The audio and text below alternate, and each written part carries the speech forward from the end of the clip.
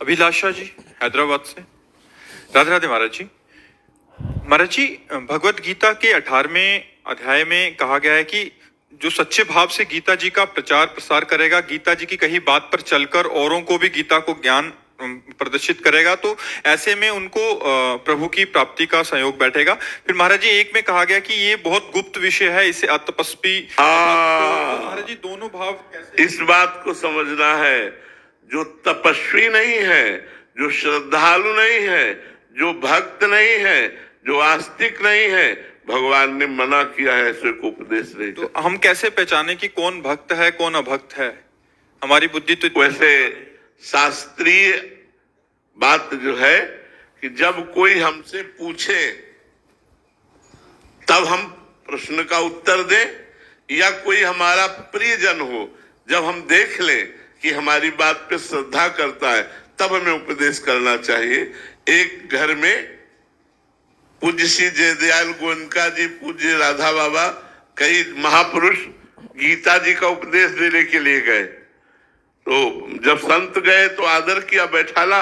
उन्होंने कहा हम गीता के विषय में बोलना चाहते हैं। बोले तो मरने के बाद सुनाई जाती है, हमारे यहाँ मत सुनाना, हमारे यहाँ कोई मरा नहीं है, ये तो मरने के बाद सुनाई जाती। और जयदयाल जी ने बहुत समझाने की कोशिश की, उन्होंने गीता जी नहीं सुनी। एक अभी आए थे, प्रश्न आया था कि हमारे उधर ऐसी मान्यता है कि तुलसी माला वो विधवा डालती है।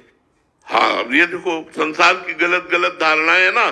तो हमें लगता है कि जो श्रद्धालु हो, आस्तिक हो, आपका श्रद्धा करता हो, आपकी बात पर श्रद्धा करता हो और सुनना चाहता हो, ना सुनने वाले को नहीं सुनाना चाहिए। जो सुनना नहीं चाहता उसे नहीं सुनाना चाहिए।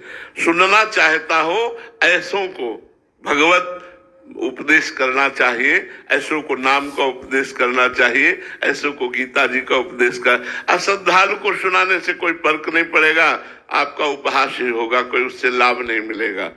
तो जो श्रद्धालु हो, देखो भगवान ने स्वयं गीता जी तब तक उदय नहीं की अपनी वाणी से जब तक अर्जुन रथी बनकर बैठे रहे।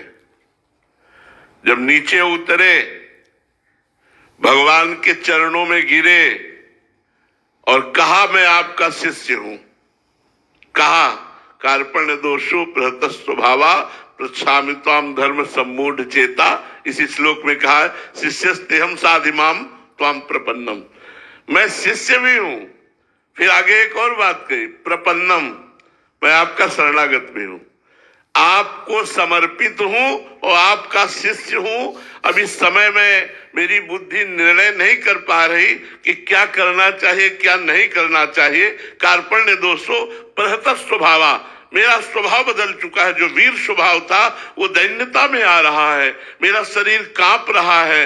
हे प्रभु, श्रेय क्या है, मेरा कल्याण किस में होगा, अब मैं ये नहीं जानता।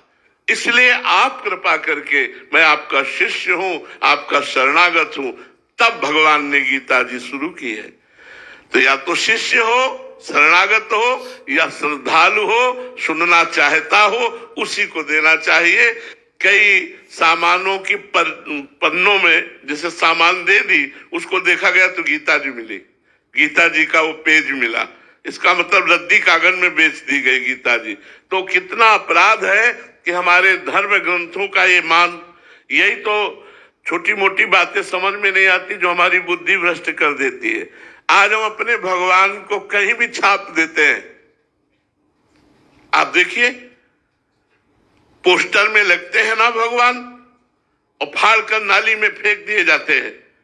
आज हम अपने सनातन धर्मावलंबी कहलाते हैं। अपने ग्रंथ की सीख लेनी चाहिए कि कितना आदर करना चाहिए। गुरु ग्रंथ साहब को कैसे लेके चलते हैं,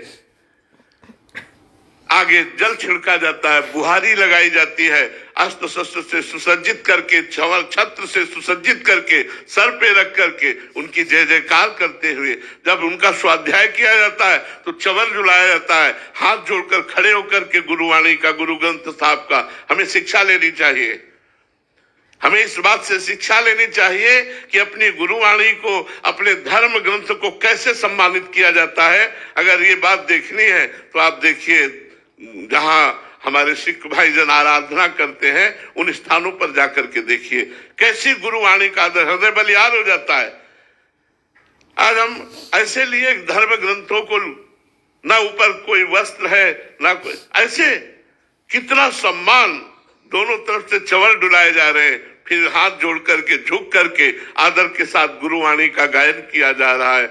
इसलिए हमारी प्रार्थना है कि हम गीता जी साक्षात भगवान की वाणी है, परम गुरु जगत गुरु की वाणी है। जो श्रद्धा रखता है, जो सुनना चाहता है, जो शरणागत है, जो शिष्य है, उसी को उपदेश करना चाहिए। सबके ऊपर रंग भी नहीं चढ़ेगा, क्योंकि शुरुआत ही श्रद्धा से होती है। अगर श्रद्धा नहीं है, विश्वास नहीं है, तो हमारा सारा उपदेश निष्फल जाएगा, व्यर्थ जाएगा और उपहास के हम पात्र बनेंगे। इसलिए भगवान ने मना भी किया है कि ऐसे को न सुनाया जाए जो सठ स्वभाव वाला, दुष्ट स्वभाव वाला, नास्तिक स्वभाव वाला, अश्रद्धालु है, ऐसे को न सुनाया जाए।